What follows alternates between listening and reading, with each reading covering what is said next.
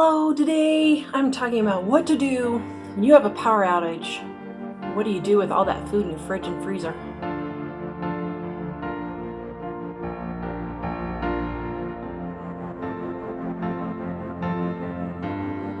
Hello guys, so today I'm talking about what to do when you have a power outage and you have a freezer and refrigerator full of food. It is not a hopeless cause. I read an article about a couple just trying to stay warm, and they had to go to their parents' house, and she said, of course, all the food was gone. It was just a loss. Well, actually, it's not, guys. So I'm going to talk to you a little bit about what to do. It's really a lot easier than you think. First of all, as soon as you lose power, do not open your refrigerator and freezer. Most of the time, power comes back on within a few hours or a day or two. Everything in your freezer should stay frozen for 3 to 5 days without power if your freezer is full. Now, if you don't keep your freezer full while your freezer is still working, so before you have a power outage, put jugs of water in your freezer to freeze to take up that space, and that will keep your food cold if you have a power outage. In your refrigerator, your food will probably stay cold for about 24 hours or so. So here's what you want to do. You want to eat up the food that's going to spoil the fastest first. So everything in your refrigerator that is meat or anything like that, you want to eat that food first so it doesn't go to waste. Then don't think it's a total loss if the food in your refrigerator isn't refrigerated. Guys, there are a lot of things that don't have to be refrigerated or that can go several days without being refrigerated. Eggs, milk, a lot of condiments. So the eggs and milk, eggs can go for several weeks. Milk can go for a couple of days. Condiments, your Tabasco sauce, your ketchup, your mustard, your Italian dressings, soy sauce, Worcestershire sauce, all of those will be perfectly fine if they're not refrigerated. The ones you want to be worried about are the ones that are like mayonnaise. So mayonnaise would go bad if they're mayonnaise based. Your dairy based dressings like ranch dressing after about 24 hours would go bad. Those types of things. Orange juice, all your juices are fine. Don't worry about that. Your fruits, your vegetables are probably just fine. You can eat those. Cheese is usually fine several days. I mean, the biggest problem with cheese is that it melts. So you could have cheese not refrigerated for several days also. Here in America, we refrigerate a lot of things that most of the world doesn't. Like over in Europe, they don't even keep their eggs in the refrigerator. So we refrigerate a lot because we don't go to the grocery store as much as other countries do. We go less frequently because we have to drive so far, which is reasonable. But just realize that probably 90% of what's in your refrigerator will be okay if you lose power. Your freezer, once again, butter does not have to be refrigerated or frozen. It can last several days, probably a week or more, just as long as it doesn't get melted out of the refrigerator. But in the freezer, things like your meat, you will want to use up first. And what you can do is if you have a way to cook, you could cook up that meat and then refreeze it later. So how would you do that?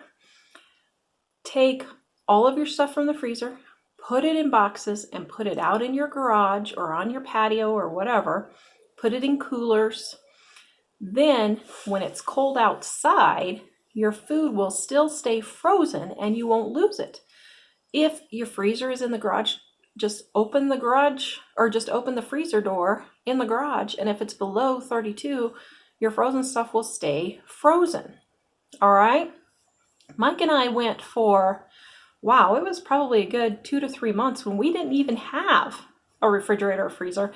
And everything we had for cold food, we put outside in the shed in a cooler when we lived in Idaho. So your food is not frozen. If you are going to another place, so let's say you lose power, but your parents haven't lost power, or you lose power and your parents still have a fireplace, take your food with you and use it there. Don't just leave it behind.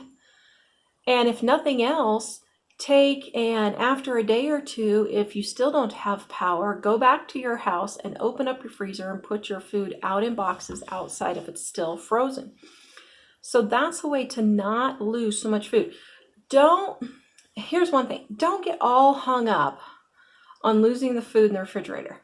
Most people only have $50, maybe $100 worth of food in their fridge or freezer, because most people aren't prepared enough that they actually have a stocked fridge and freezer. So keep it in perspective. You might be losing $50 to $100 worth of food, but really, is that big of a deal? Even my big freezer that is totally stocked full of meats, because I get my meats on sale, I maybe have $200 worth of meat in my refrigerator, or in my freezer. That's a lot, yes, but considering I save thousands of dollars a year by buying meat on sale and then freezing it. Okay, so if I lose power once every 10 or 20 years, I might lose $200, but I've saved tens of thousands of dollars. So that's definitely worth it. So don't use that as an excuse to not have a freezer and stock up for losing power, because it's still really a good deal. If you have things like orange juice in your freezer, it'll be totally fine. You can just refreeze it when your power comes back on. Like I said, most people only lose power for a few days. Most of the food is going to be fine.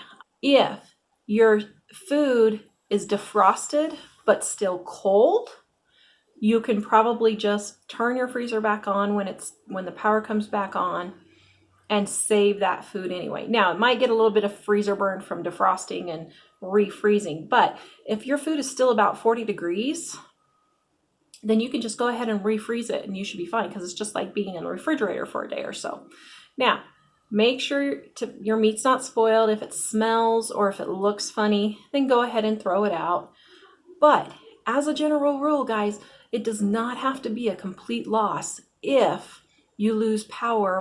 And last but not least, let's say you've got 20 pounds of meat, let's say hamburger in your freezer, and you've got a grill that you can cook on.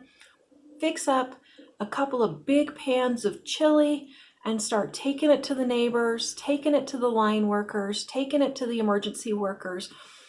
Help them out with a hot meal if you can cook it on your propane grill or a gas stove or something like that, and help those guys out and help your neighbors out.